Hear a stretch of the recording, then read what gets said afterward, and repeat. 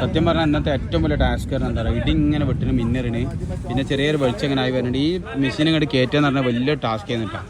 ഭയങ്കര റിസ്ക് ആയിപ്പോയി, heavy risk ആയിപ്പോയി. ഇൻഷാല്ലാ ഒക്കെ ശരിയാവും ഇൻഷാല്ലാ. അതേപോലെ തന്നെ ഇവിടെ ബാത്റൂം അടിക്കാനുള്ള സെറ്റപ്പ് ഇങ്ങനെ ചെയ്യുന്നുണ്ട്.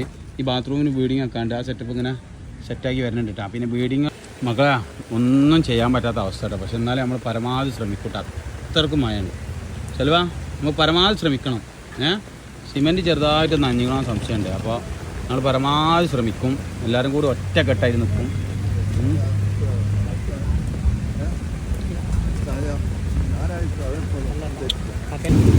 അപ്പോൾ മക്കളെ നമ്മളെ വാർപ്പൊന്ന് മാറ്റി വെച്ചിട്ടുണ്ട്. എല്ലാവരും കയറി.